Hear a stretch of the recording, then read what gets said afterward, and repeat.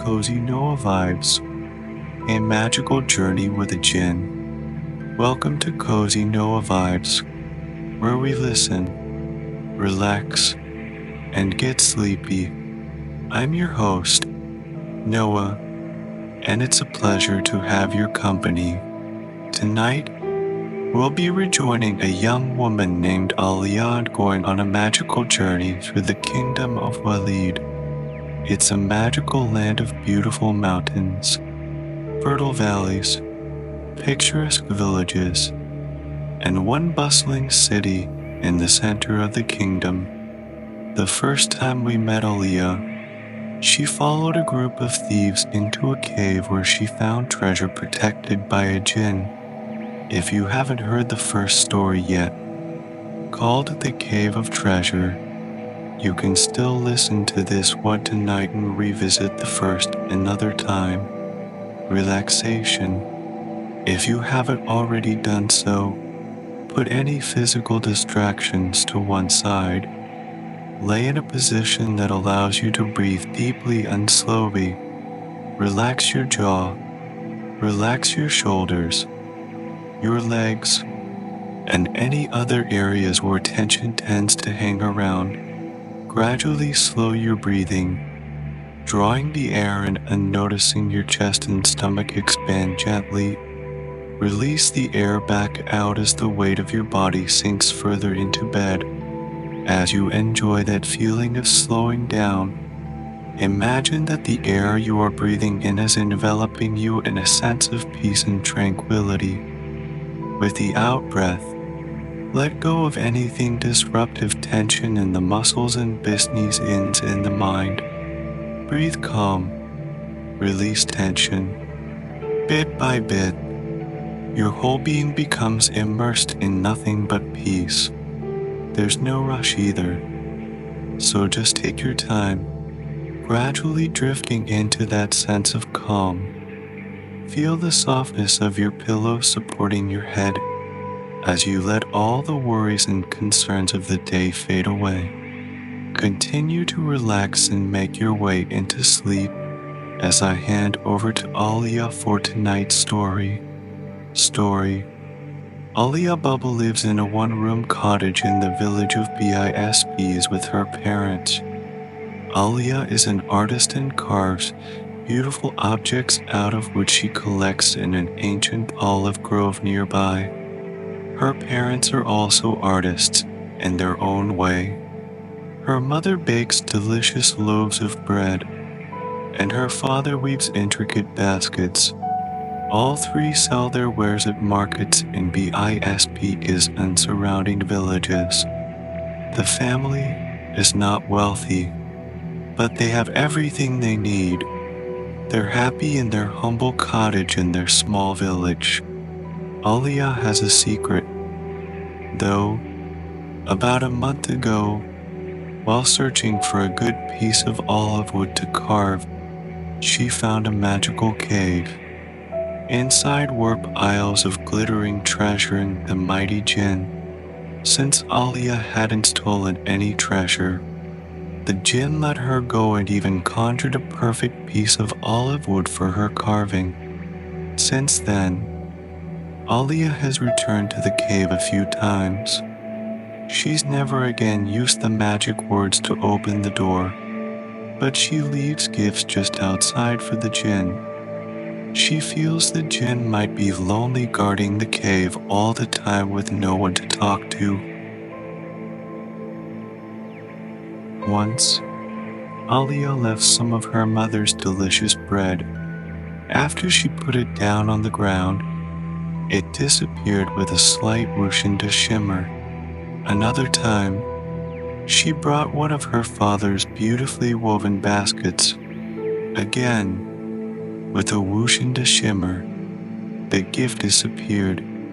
The next time she came with a carving she had made, she found a gift that had been left for her outside the cave. It was a pair of slippers. The heavy red leather was beautifully embroidered with golden thread. The soles were also leather, thick and durable.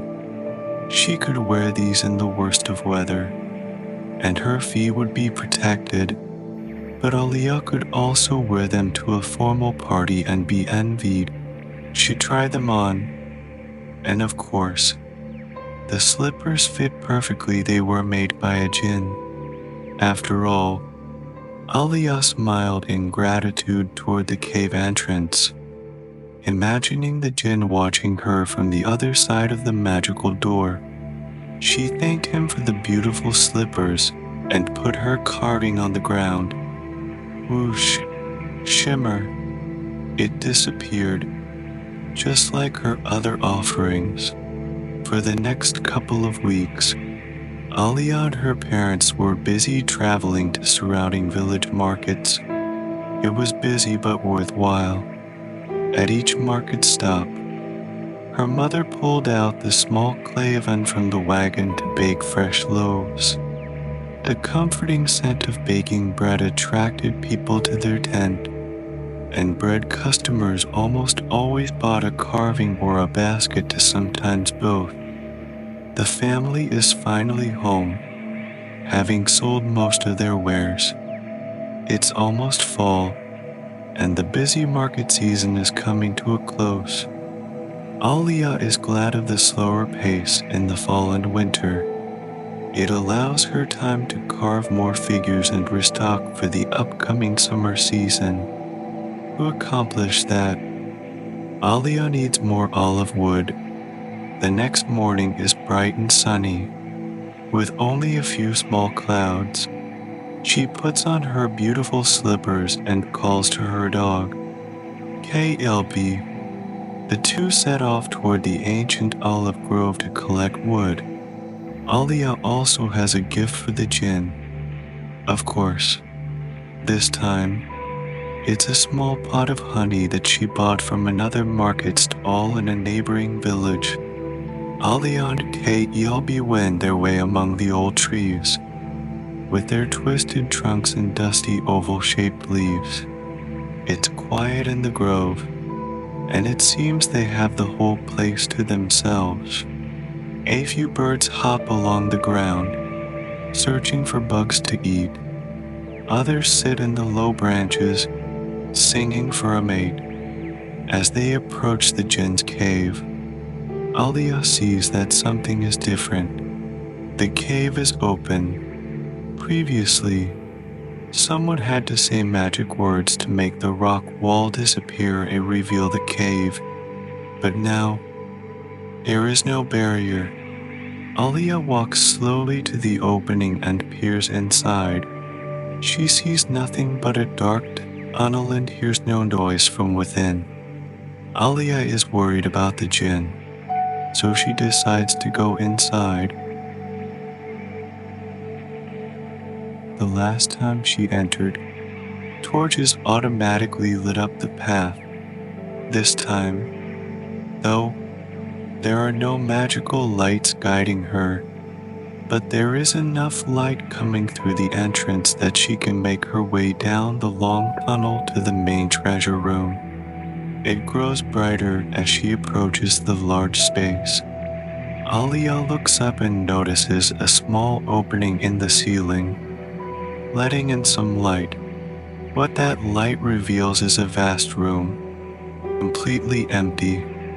The piles of golden coins, some as large as her hand, are gone. So is the mountain of glittering jewels, the oil paintings, and the marble sculptures. As Aaliyah walks around the empty space, marveling at how different it is, KLB explores the corners. He sniffs carefully, making sure he collects as much information as possible from each intriguing smell before moving on. Then he comes across something tucked into a hollow of the cave wall. He tries to dig it out, but it seems stuck. KELB whines, attracting Aaliyah's attention. Aaliyah walks over to see what could be so interesting. She notices a slight gleam of metal in the hollow space and reaches in. After a little bit of a struggle, She pulls out a plain brass lantern. It's similar to those her parents used to light their cottage in the evening, but the lanterns at home are bright and shiny. This one is quite dull. Aaliyah uses her sleeve to give the side a quick polish. Suddenly, with a soft whooshing sound, the jinn appears, floating in front of her. Aaliyah falls over onto a cushion on the ground, and KLB starts barking at the apparition. The jinn is just as large as Aaliyah remembers, twice the size of an average mortal. He is wearing loose pants and a long tunic, cinched at the waist with a wide golden belt.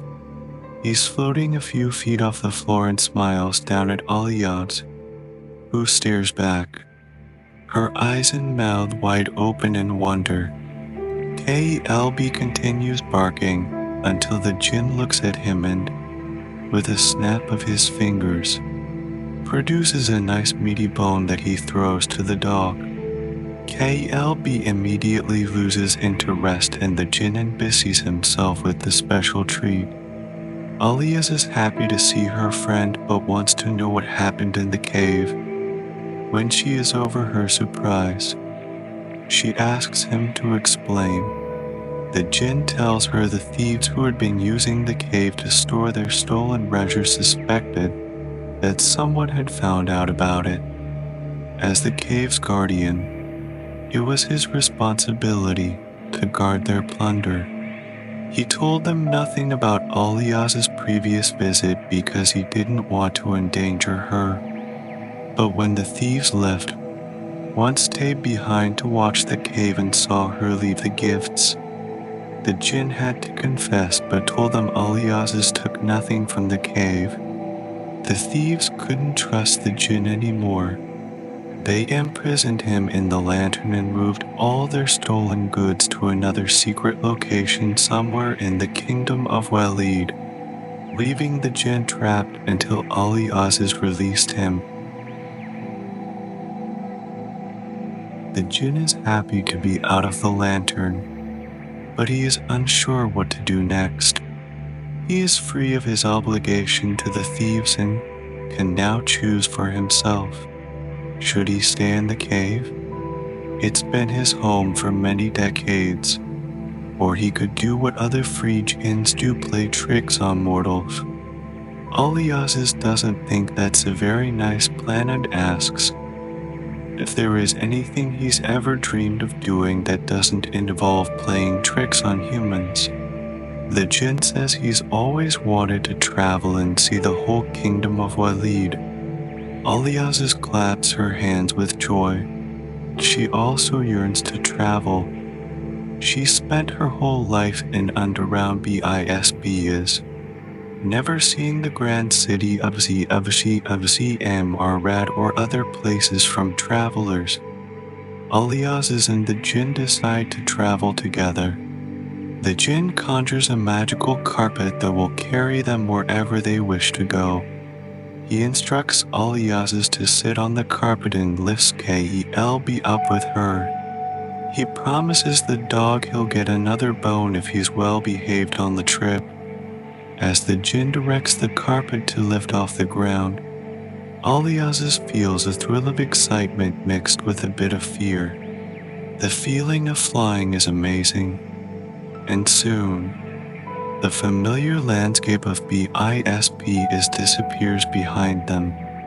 They soar over valleys and rivers, passing villages and farms, until they reach the bustling capital city of Zamarrad. The capital is vibrant and full of life. They see markets brimming with colorful fabrics, fragrant spices, and delicious food. Street performers entertain crowds with music, magic tricks, and acrobatics. The jinn leads them to the grand palace where King Sahir rules. King Sahir is known for his kindness and wisdom. He welcomes Aaliyah's KLB, and the jinn warmly invites them to a lavish tea party in the palace gardens. They spend the afternoon enjoying delightful conversation and learning about the city's history and culture. As evening falls, the trio prepares to leave. King Sihir gifts Ali Aziz a beautifully bound book filled with tales and maps of the kingdom, promising that it will guide them on their future adventures. Ali Aziz thanks the king and feels grateful for this incredible experience. The jinn directs the carpet to lift off once more, and they begin their journey back home. The magical carpet glides smoothly through the night sky, with stars twinkling above them and the land spreading out like a dark tapestry below. Ali Aziz, feeling a deep sense of contentment, lies down on the carpet, Kelb curled up beside her. The gentle rocking of the carpet lulls them both to sleep as the jinn silently steers them back to their village. They arrive home just before dawn. The jinn gently sets the carpet down in front of their cottage, careful not to wake the sleeping passengers. He whispers a soft good night to Ali Aziz and Kelb before disappearing back into the early morning mist. Ali Aziz wakes up just as the sun begins to rise, feeling refreshed and full of wonder at the night's events. She takes Kelb inside, and as they settle back into their familiar surroundings, she reflects on the adventure and looks forward to many more journeys with her new magical friend. And so, with a heart full of dreams and a soul filled with peace, Ali Aziz drifts back to sleep, ready for whatever adventures the future might bring. Good night, dear listener. May your dreams be as magical as Ali Aziz's adventures. Sleep well, and until next time, stay cozy.